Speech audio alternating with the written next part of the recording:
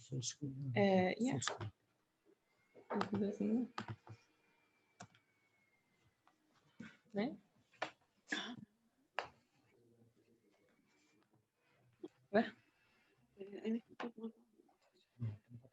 Press this. Yeah. Okay.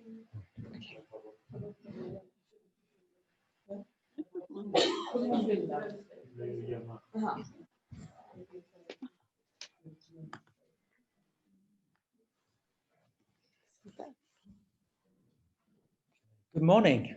Who here believes in reincarnation? Nobody. Okay. But actually, many people do. Many today. And also, I read lots of kind of spiritually minded books, and they all believe in reincarnation. Yeah. So people who do hypnosis, and they put people on hypnosis, they remember their past lives. I've even had somebody called Anne Henemo. She does this reading, so she told me about some people in my past life. Of course, I interpret them as ancestors or people maybe in my lineage or connected to my lineage. And then there are people walking on this earth who believe right now that they're a reincarnation of somebody else, sometimes famous people. Yeah. So what is the true story? Yes, of course. Well, if you have read the Divine Principle, then you can answer that. So I suppose that's why am I telling you? But actually, it's good to study because the principle explains what reincarnation really is. And it's good to remind ourselves because there's a lot of confusion. And I think the understanding the principle gives a lot of clarity. But it's good to know what's out there, what people are thinking, and what are the stories. So let me begin with what is reincarnation. So maybe this picture here says it all. You see the man getting older and older, and then death takes him, and then he is reborn into a new life. But it's like eternal. It just goes round and round and round. And so reincarnation is the belief that each one of us goes through a series of lifetimes for the purpose of spiritual growth and soul development. So, of course, there's the concept of karma, that if you do bad things in this life, you have to pay for it in your next life. And so it goes on. Well, what is the evidence of reincarnation? Because actually, there are thousands of documented stories of someone believing they have been reincarnated and remembering very accurate details of their past life. So one reason many people believe it, even though it may sound, well, it's not possible. How can it be? How can it be that I've lived many times and I forget, but now I remember? So how? Because there's so much evidence. There are thousands of stories of children who say they're reincarnated. Often they were murdered and then they remember how they died. Yeah. So I would like to tell you the story of one lady. She's called, I hope I can pronounce this correctly, Barbro Karlén. Swedish, have you heard of her? Oh, you never heard of her? Well, now you get educated. So Barbro Karlén is a Swedish writer who was born in 1954. Yes. And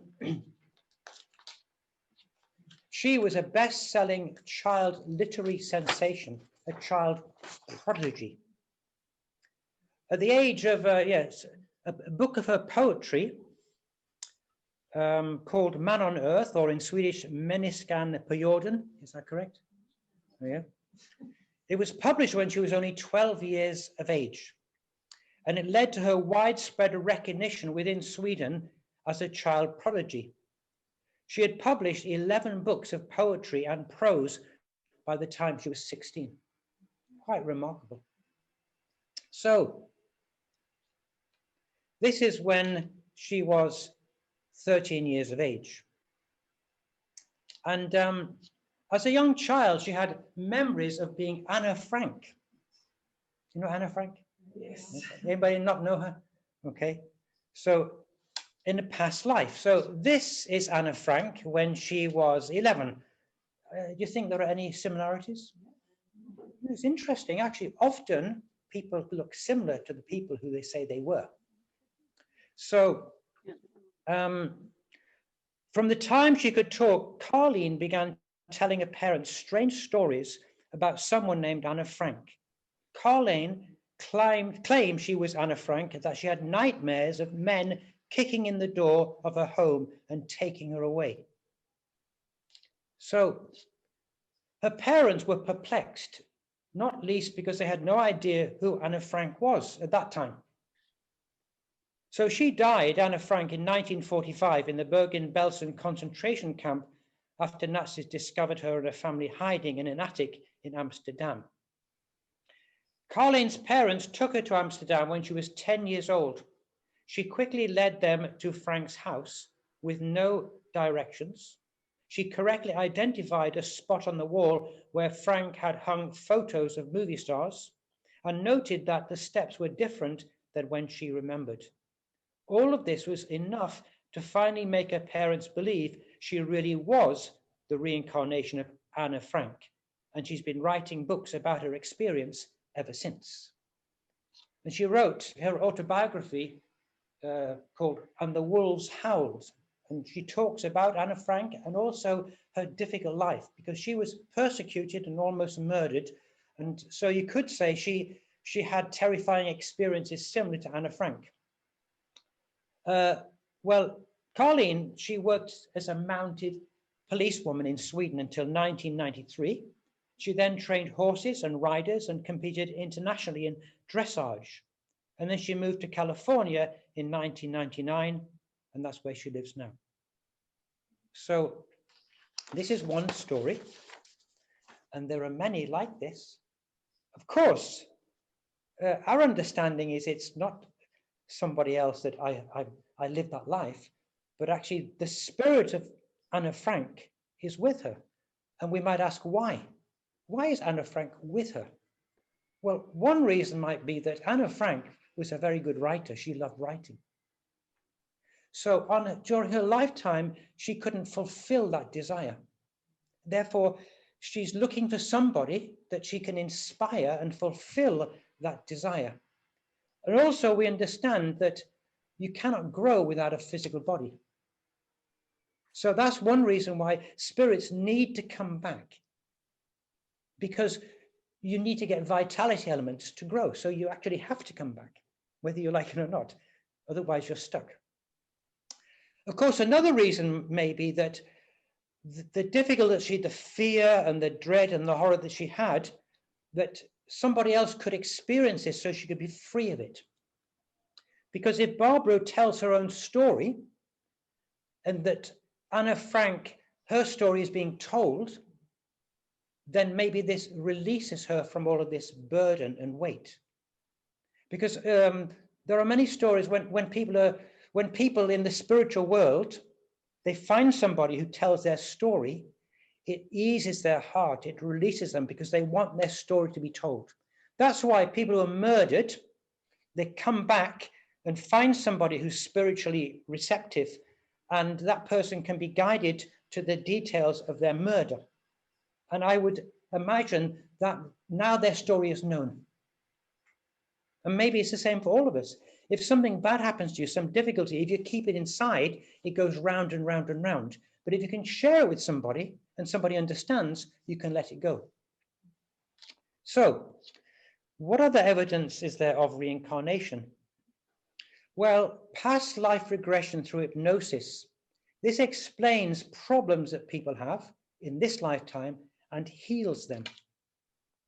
So now, this is kind of a typical situation where a person relaxes, a therapist, and through a guided meditation, they kind of get into a relaxed state, so they get in touch with their subconscious mind. And they become open for whatever's coming. And then the psychiatrist will say, you know, go back to a certain time, or maybe go back to your early childhood and what happened, or go before your birth, or what is the source of the problem you have. So I would like to tell you about this psychiatrist. She's called Dr. Shakuntala Modi, and she uses hypnosis to cure people.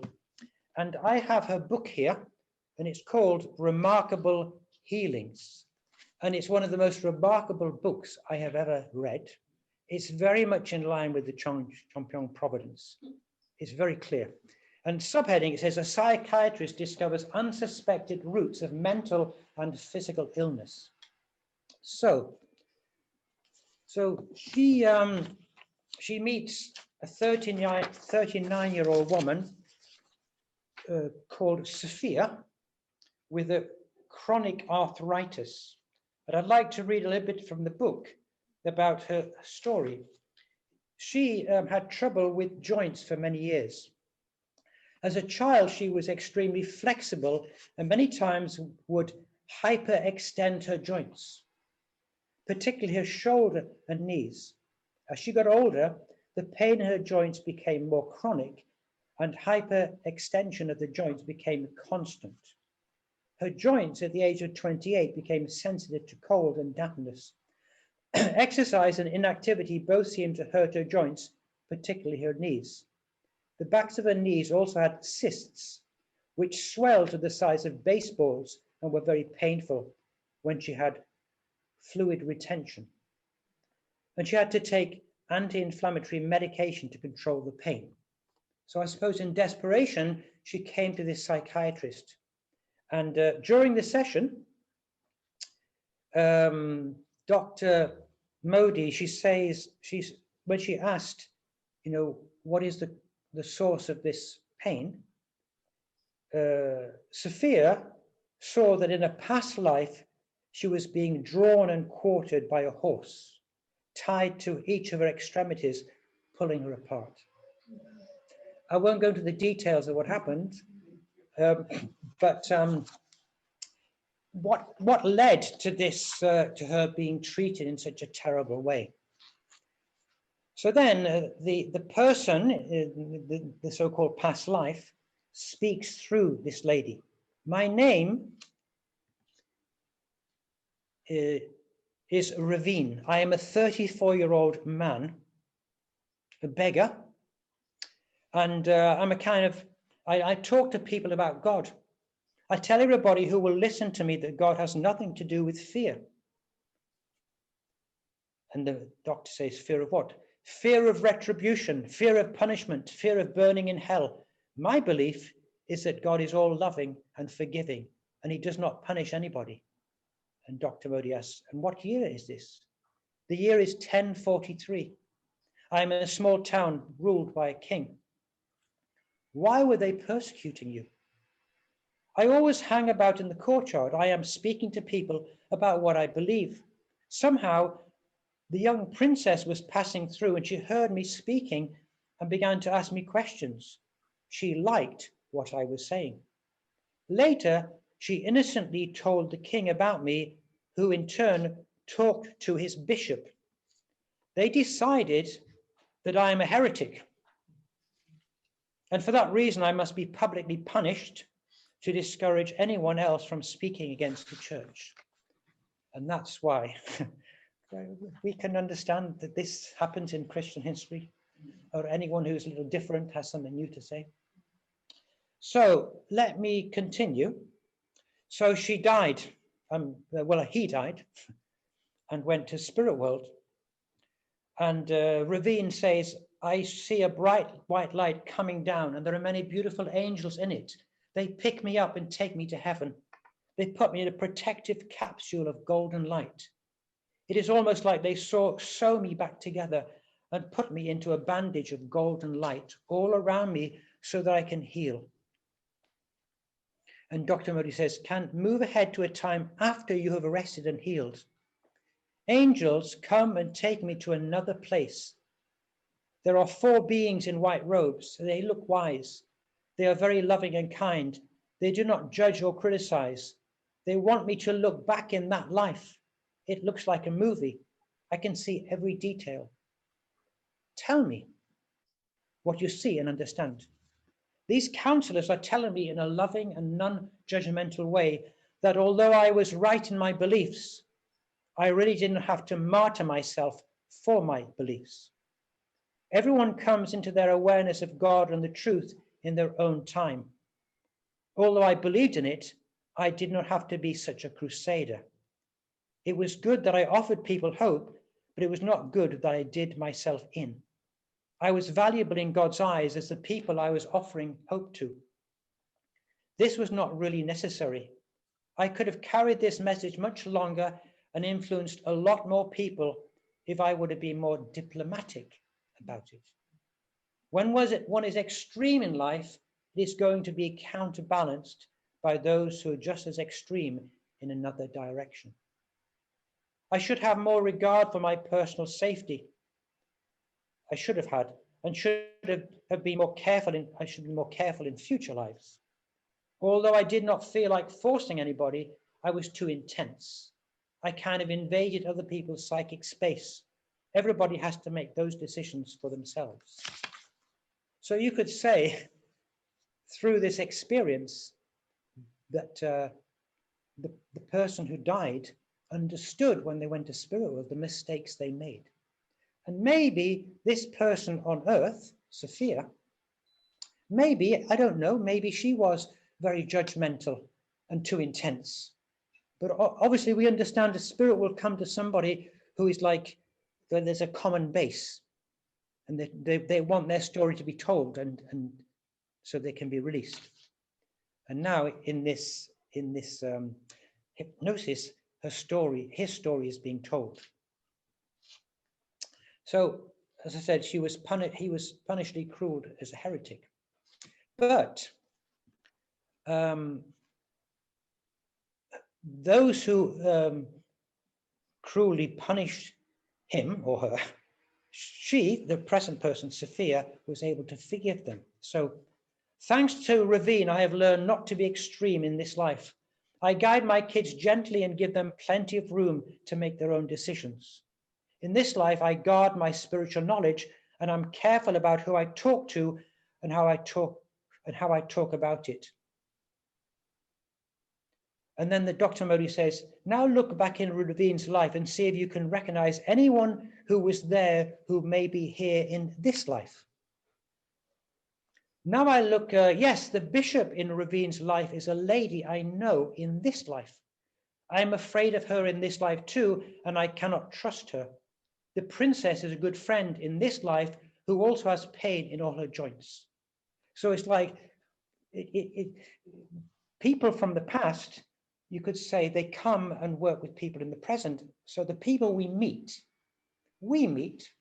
maybe we're meeting each other, or maybe in our families, maybe we have some difficulties or friends or conflicts somewhere. It's because those things were unresolved in our other lifetimes in the past. So in order to solve them, they have to be solved now.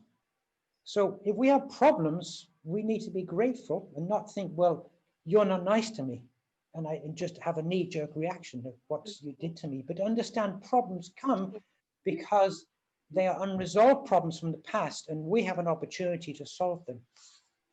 So I was too extreme. I have learned to be more diplomatic. And actually, the next time she came, that arthritis and joint pain had disappeared. So she was cured. And I suppose that spirit no longer to be with her. Okay, so is it the truth? Is it the truth? Well, as I said, there are countless stories.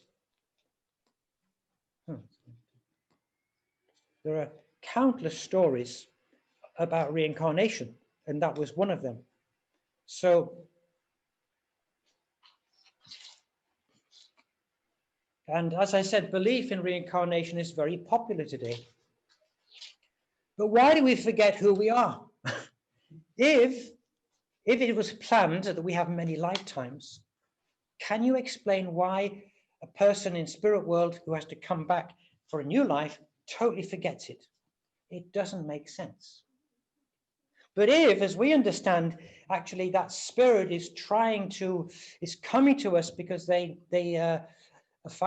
want to work through us so that problem can be solved, then why would we know? I mean, we're babies. You know, we're only created once. I have my identity. I don't want to be a compilation of many different people. It's very confusing. I want to be me. I want my own identity. So that's why I cannot accept reincarnation. It's so confusing. And it's also too individualistic. Can you imagine each single one of us, we're on our path in eternal life again and again and again. But actually, you have nothing to do with me. Yeah, it's only my life and my progress until I reach the ultimate point. So my wife, my children, my friends, you're unimportant. Well, you're important in that you can help me to grow. Otherwise, you're not necessary. Also, so all relationships in this life are lost. We know love is the most important thing. We know the family is the school of love. We know all these different relationships of love are so important for us to grow. We need them. So imagine if after this life, I go to the spirit world and all my relationships of love are completely lost. You know, I don't want that. That's where it's illogical. It's confusing, totally confusing. Oh, sorry. And it's never ending. When does it end? Our understanding is that actually there's a very clear process and different stages in history in the time we live in now. There's like an end point. We're going somewhere. Whereas reincarnation, when does it stop? It's a bit like hell, really. It never ends. So, therefore, what is the true story? The true story is returning resurrection. So I don't know how knowledgeable how much you understand about returning resurrection, but as we know, we need to study and study and study again, so we keep things clear in our mind. I am not going to go into lots of detail, but from a divine principle, first of all, the word resurrection, what does it mean? It is the process through which a fallen person is restored to the original state intended by God. That's what it is, to restore back to who we're meant to be. Yes? So, to grow, we need two kinds of nourishment from the physical self. Life elements from God, God's love and truth, and vitality elements from the physical body. We need those two. In order to grow spiritually, we need those two. Spirits can neither grow nor be resurrected apart from this physical self. That is the problem. That's why during this life now, the more we can grow, then it means when we go to spirit world, we're going to have to come back. Yeah. We need to, because we need those vitality elements. That's why we need to help people. Yeah.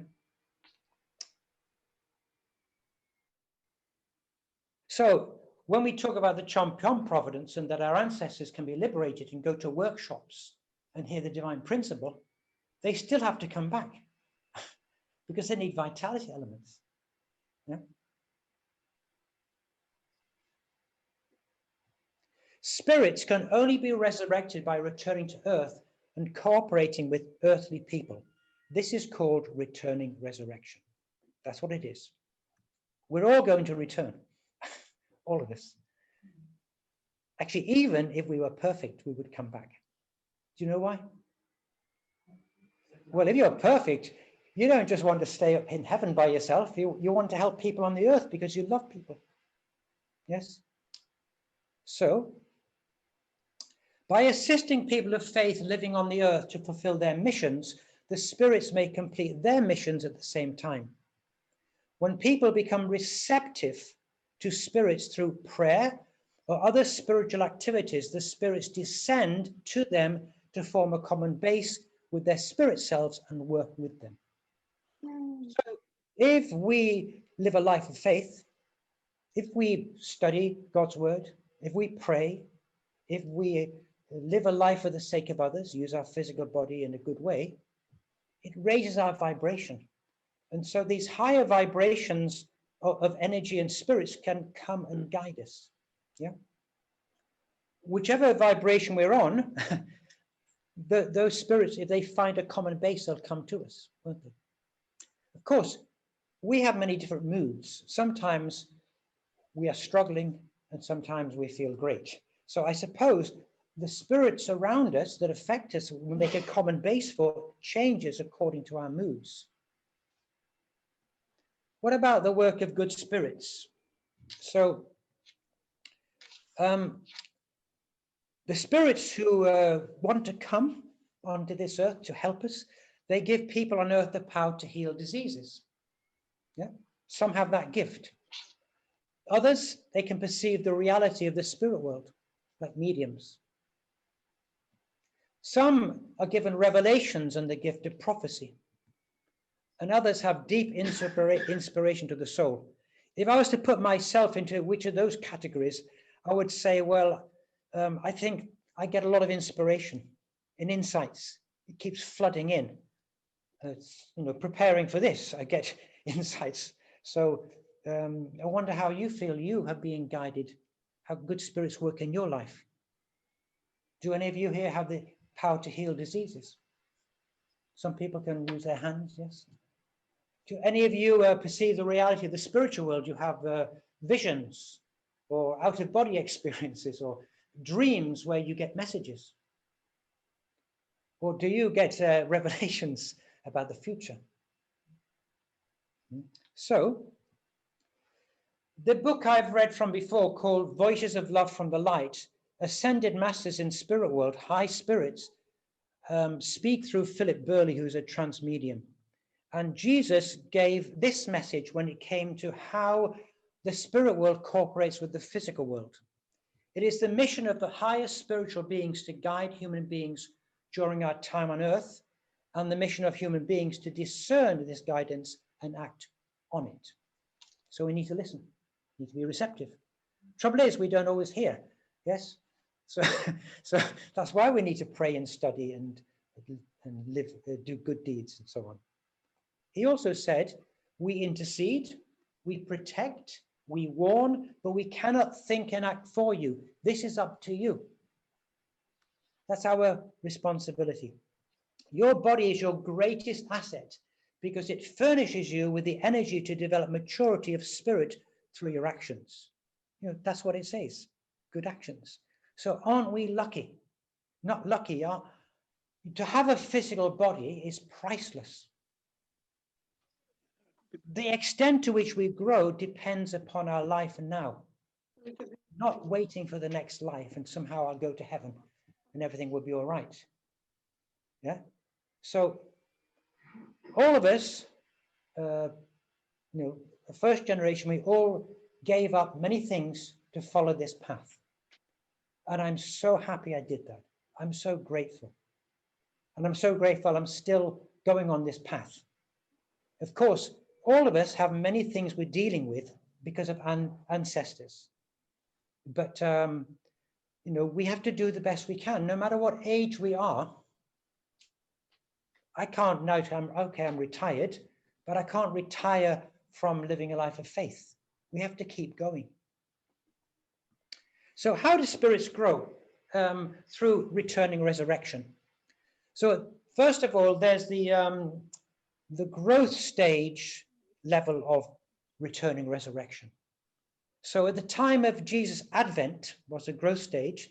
Spirits who kept the Mosaic law, Jews who were very faithful, while they lived on earth, they could return to earth and attain the light spirit level by cooperating with Jesus and with God's providence at the time of Jesus, both when Jesus was on the earth and when he went to spirit world.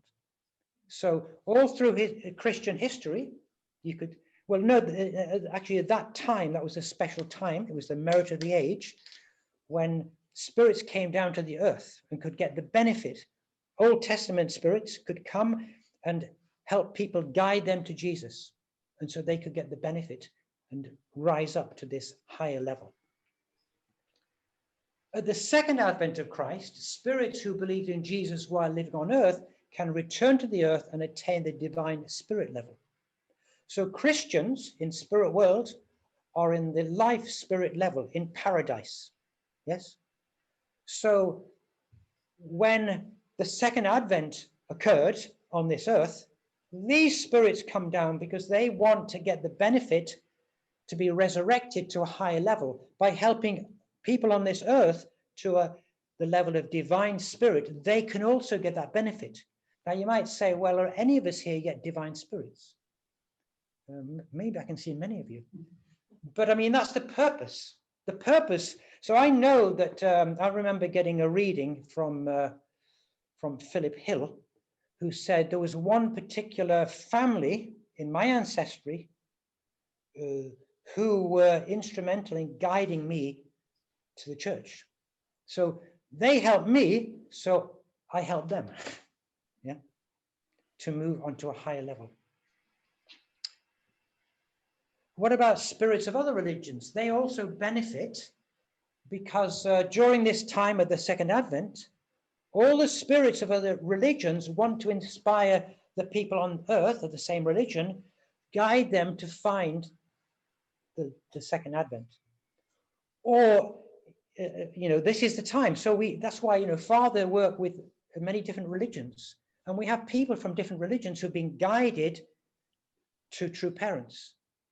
So, but this age we live in is a time of like a great opportunity to really rise and grow. And so the spirits, they want to come down to the people on earth from their religion. And then, of course, conscientious people benefit. Yeah, good-hearted people will be guided by good-hearted spirits in the spirit world to guide them to live a good life and to guide them to the second advent of the Messiah. I wonder how many of us were conscientious people but didn't have any faith, but were guided. Or how many of us here were Buddhists or Hindus or Muslims, but were guided? Yeah. So I'm trying to find a picture of an evil spirit. So I didn't want it to be too kind of disgusting. So I chose this picture. So what about the work? This is different, you see. Or you could say the good spirits are trying to guide us, but the work of evil spirits, they also want to be resurrected. So how do they do it? Well, they punish earthly people to help them make conditions to indemnify their sins. Yeah. So, yeah. And there are two ways evil spirits work. The evil spirit troubles the earthly person directly. Yeah. Or the evil spirit works through another person on earth to commit a similar sin and attack the earthly person. So the people you have in your life, sometimes you are with people who give you a really hard time. You don't like them. But of course, our knee-jerk reaction is, I'll get away from you. But actually, maybe the reason is because we have to, this time, learn not to react and give back, but to forgive. So this is briefly how it works.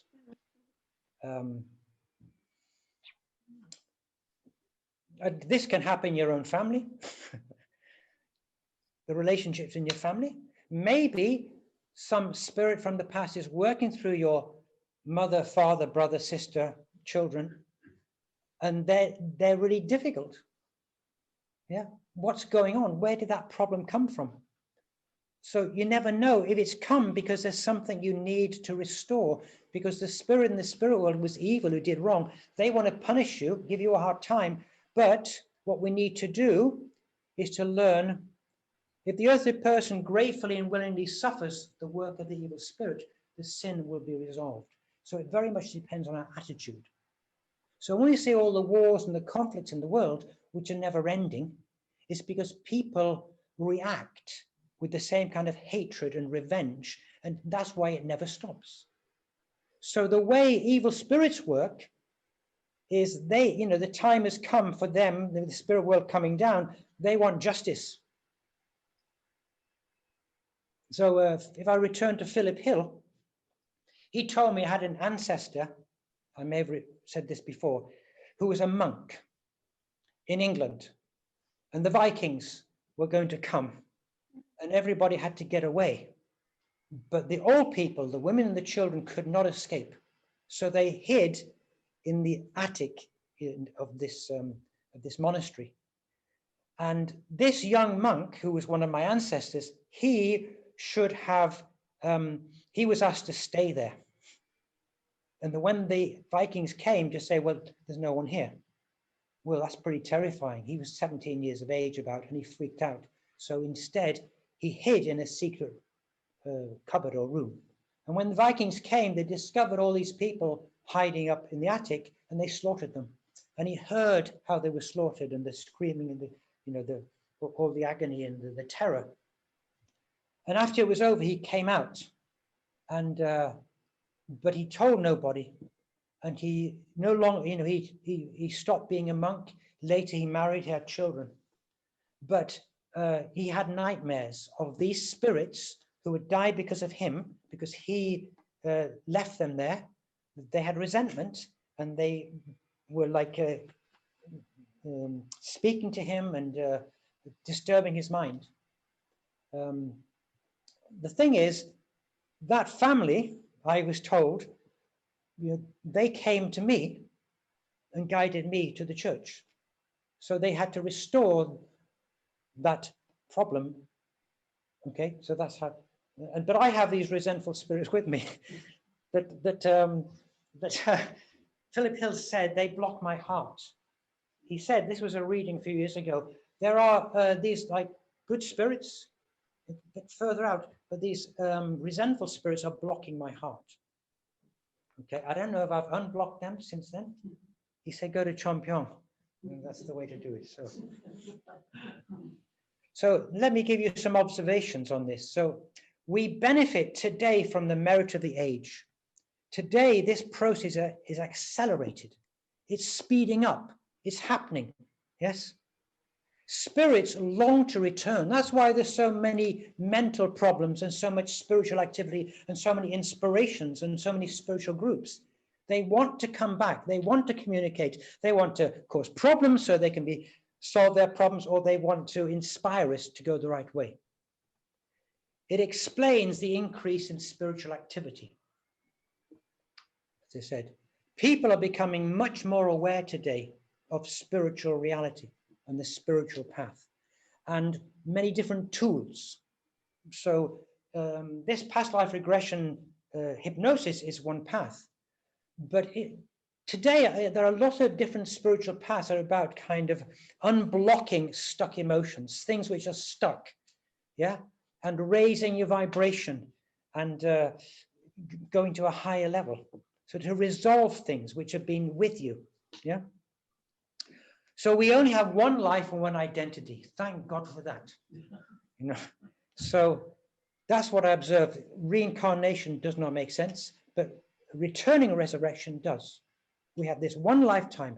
This is my identity, but spirit world is trying to guide me and work with me. We are representatives of the past. Problems can only be solved on earth. So what is our responsibility today? So that's what it comes down to. We read the principle, we gain understanding. So what can we do? What can we do to help restore our ancestors? What can we do to solve the problems that we have? What can we do so we can elevate ourselves and fulfill the purpose for which we were born? And with that, I'm finished. Thank you very much.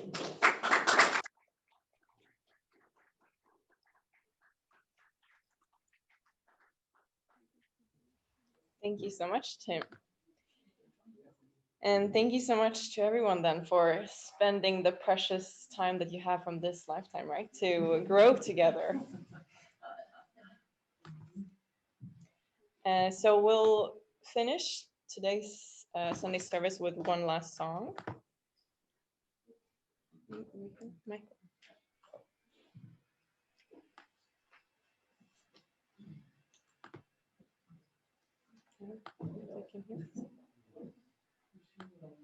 Yeah, so to Michael.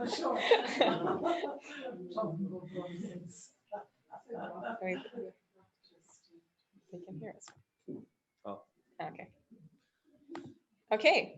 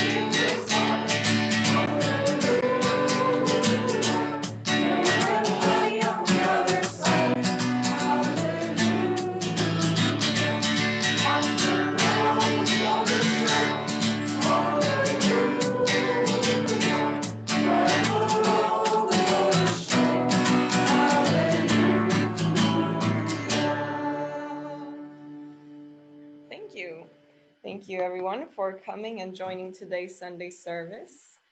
I switched to English, but we'll continue with this. And yeah, hope everybody has a good week. And I say thank you from us from here in the local. And fika is Anne-Marie and Wallstrad and this time church pays food. Okay. With the contribution from the church. Thank you, church. And yes. Thank you so much. Hej allihopa.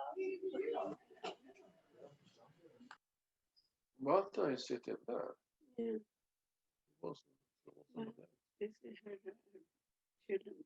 Ja, Kul att se er alla. det är slut från lokalen. Hoppas du blir bättre snart, Sara. Tack. Det får verkligen bli en vilodag idag. Ja, jo. Med lugna promenader och så. Ja, precis. Det får bli så. Hälsa Katsuyoki så mycket, Ingmarie. Det ska jag göra. Och hoppas han också verkligen kan ta igen sig och få nya krafter och äta ordentligt. Och... Ja, det behövs. Ja.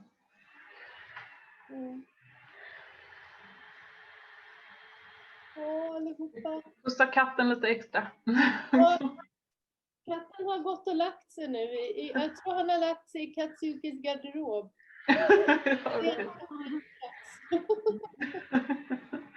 Det blev för mycket ljud här under gudstjänsten. Ja, vad skönt. Garderober är bra gömställen för katterna. Ja. Okej. Ja. Och Hans och Liliana säger hej hej. Hej Hans och Liliana. Hej. Hej. Och Judith, hej hej. Och Laura, nu ser vi dig. Ja, hej hej. Hej Laura, Johnny. Ja, men vi ses. Hej då, jag avslutar. Hej då Ingmarie.